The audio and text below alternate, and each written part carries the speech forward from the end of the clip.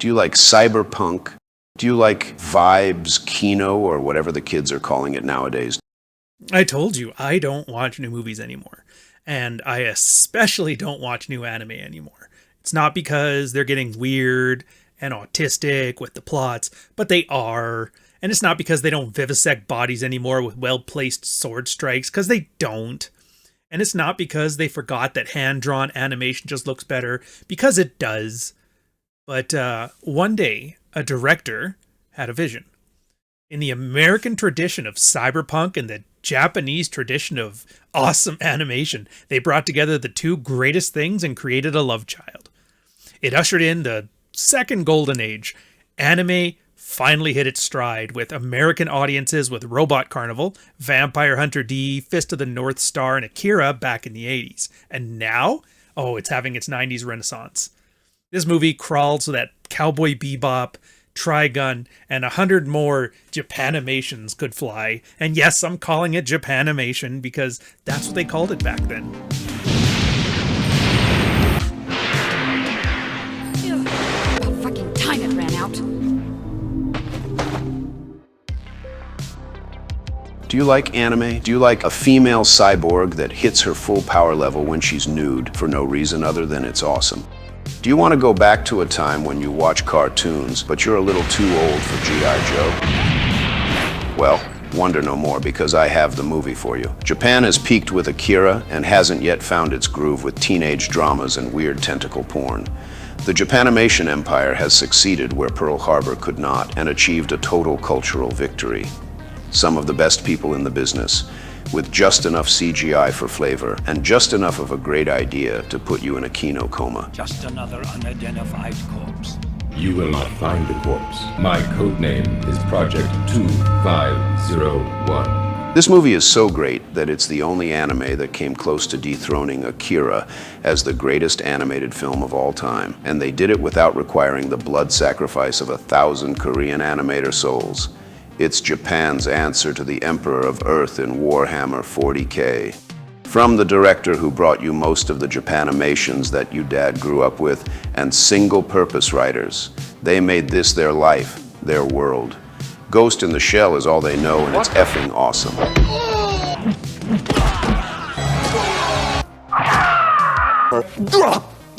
The politics are corrupt and complex. The characters are brooding and augmented. The most humane are the least human. It's Blade Runner for weeaboos. It's Akira with robots. It's Max Headroom, but without Diet Pepsi. It's 5 years into the future. It's Ghost in the Shell, 1995.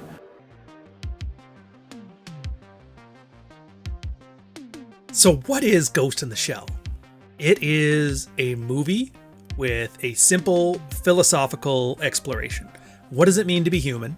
And how does artificial life answer that question? What is life for itself? It was directed by, and I'm going to get the names wrong, live with it, Mamoru Oshii. And it was written by Shiro Masuni, I think. The writers have only ever done Ghost in the Shell stuff. And the director did a lot of stuff you'd probably remember from the 90s. Pat Labor, Blood the Last Vampire, Jinro the Wolf Brigade. If you haven't heard of any of it, that's okay. It's real, it's more cerebral stuff with a lot of kino. They've all got great vibes, man. And they took a risk. No one knew if American men were willing, if they were able, or if they were ready to watch a cerebral, cyberpunk thriller with cool guns, naked robots, artificial intelligence, and oh boy, did it pay off. Like, Hollywood even tried to implement a real-life version of it with Scarlett Johansson that sucked balls. Like, I don't know how you screw up the idea of Scarlett Johansson playing a nude assassin cyborg woman, but hey, communists, am I right? Hey, All right, wait! pause. Now, I hate, and I mean I hate, YouTube movie reviews. Siskel and Ebert were secretly based with this one. Roger Ebert is a confirmed closet weeaboo. I noticed that Critical Drinker didn't have much to say on this one. Damn, Shill won't talk about anything unless he gets to give his money, Jeremy from the Quartering style on his 500th video saying Star Wars sucks with the same 10 jokes every few days. I bet you if you look online right now, he's saying something about Kathleen Kennedy. Calling it now.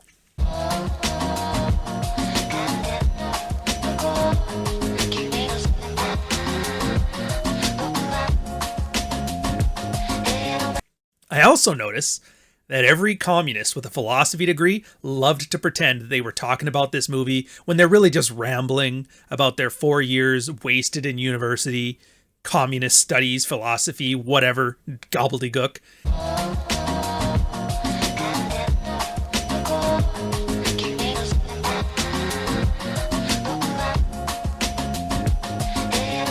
It deserves more than its online fan club, who isn't communists and isn't Roger Ebert. But this stops today. So being anime, I tried to look it up. I can't find it. I have no idea how much this cost to make. I have no idea how well it did in the box office. I had no idea how well it did on syndication, and I have no idea how well it did on VHS sales. I have to assume it did well, because anime is just raking money hand over fist. But you'll just have to wish and hope and guess, because I don't know. So what is the theme to Ghost in the Shell? I would say Kino, but what does that even mean? It really is more of a short story made into 90 minutes, but how do you solve that problem of too little story and too much runtime? And they do it brilliantly. They fill it with vibes, and oh, do they ever fill it with vibes. At various points in the movie, they stop everything that they're doing to just let you sit there and just soak it all up, take it all in.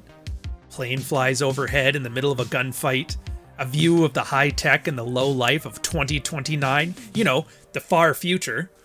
Scuba diving with a big metal shell on your body, choppers flying in the distance, rain. You'll forget you're watching a movie and begin to have an experience. It's as if they made this movie that serves the purpose of Ambien, but without the side effects of being autistic. So relax, enjoy, take it all in. Characters. Again, I'm going to screw up the names. Just let it go. Let it go. Atsuko Tenaki is Major Kusanagi, a cybernetic cop who, like Deckard in Blade Runner, doesn't really know if she's human or not. She's kind of the example of the ship of Theseus. She's a Mary Sue in that she doesn't have any weaknesses, but you don't care because that's not why she's here. She's here for you to ponder along with the ideas along with her and to put gratuitous nudity into this thing for no reason other than it's awesome. Akio Atsuka is Bato, her partner. Also heavily augmented, he's a tank of a man who doesn't question things. He's like a machine. He has his task, and that's all he does. Koichi Yamadera is Togasa. It's their fully human partner. He is the audience insert. He's a family man who stays out of trouble, and he has no superpowers. He's humanity caught up in a hyper-real world of criminals and cops. People that are... He's like a human among gods. Tom Weiner is the puppet master. He's a mysterious figure that is pulling the strings on a series of crimes against the state and turns out to be so much more. And there's more characters here, but they really don't matter for the sake of this.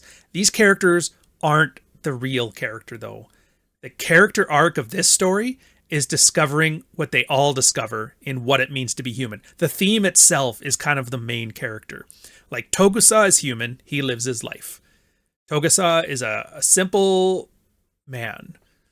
Bato, purposeful man and machine. He lives his life. But the puppet master and the major, they discover the integration of man and machine in the same way that parents give birth to children. They learn that what intelligence needs to create life is a merger, a singularity. Now, there's a lot of set pieces in this. There's a series of scenes in the movie that show some sort of dystopic answers for the question of humanity. Also, side note, it is hilarious how they're trying to do a cyberpunk dystopia, but it's in Japan, so everything's clean, everybody's orderly, and things are working. I just find it funny. A garbage collector and a criminal were hacked by the puppet master. Their entire history and memories were wiped clean, replaced with ghosts, and that's the movie's surrogate for spirits.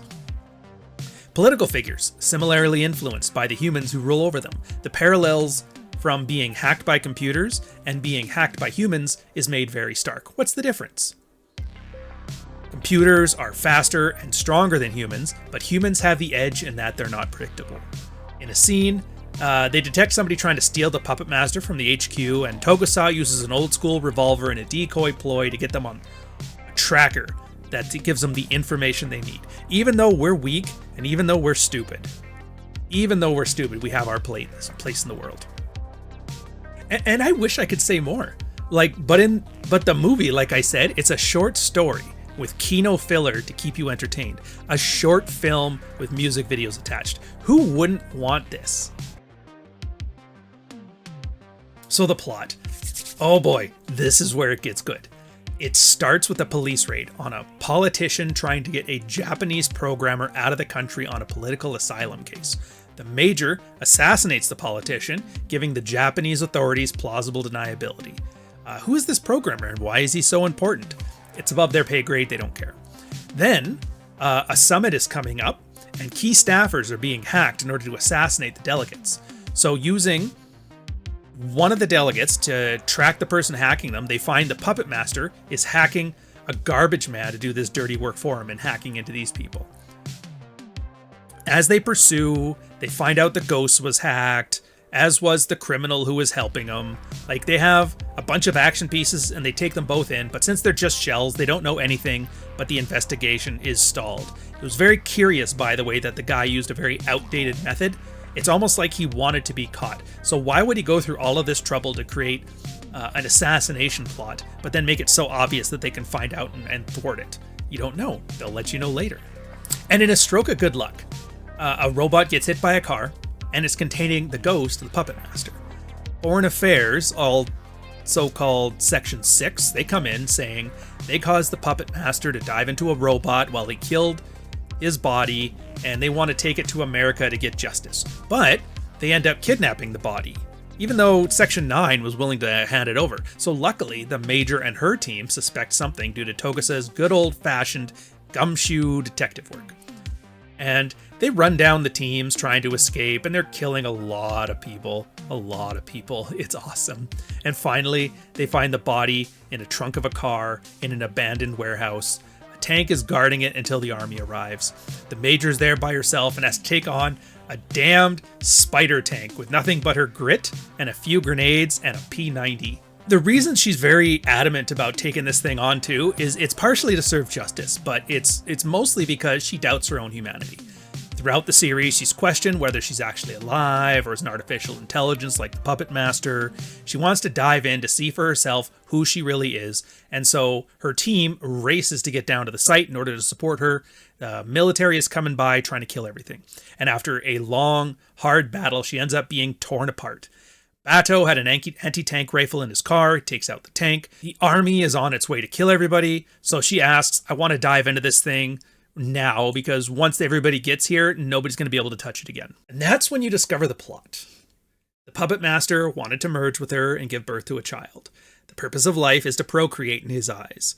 She goes along with it while he hacks into a bunch of the humans that were trying to kill them, and he delays their weapons fire until the transfer is complete. Bato brings what's left of it to his apartment and finds a child's body to put the Major into. Symbolism. But now she's different. She's the child of the Puppet Master and the Major. She's something new. And now they open up a new world and a new paradigm after the Singularity. The first human-AI hybrid. So we had a brief period in the 80s and in the 90s and a bit of the 2000s where we didn't know how good we had it. We had the best of animation from across the world, and it was so good, we treated it mostly as disposable, but there is so much gold there if you're willing to go back and do just a little bit of digging. Like, I don't know, man. I just love it. And I don't know how you don't love it if you don't. And I'm not talking in that ironic way, the way that people watch The Rock and Kevin Hart pretend to be CIA operatives while acting like very good stepfathers, or the way Star Wars says the future is female and homosexual and immigrant, but with crappier CGI. Even with the new Dune, which is as close as a modern movie gets to the bare minimum plot with a load of Kino, it's a shell compared to what came before it. Like, it hasn't caught up to 1995 levels yet. And I mean, like, you just enjoy it. Like, sincerely enjoy it. Enjoy the movie on its own terms. Don't bring your baggage in with you. So, in the same way that you can have comic books creating wonderful stories in a world of sophisticated novels, indie games in a world of billion-dollar AAA gaming franchises, you have a simple, cyberpunk, dystopic Japanimation that treats you like you deserve. A smart guy, you can figure things out, and it gives you just enough to keep you engaged and to keep you enjoying things. It's the pinnacle of a cyberpunk movie with a great atmosphere, with the tricks and tactics of good storytelling that have entertained people since before the written word. So enjoy it, because I damn well did. Cheers, fellas.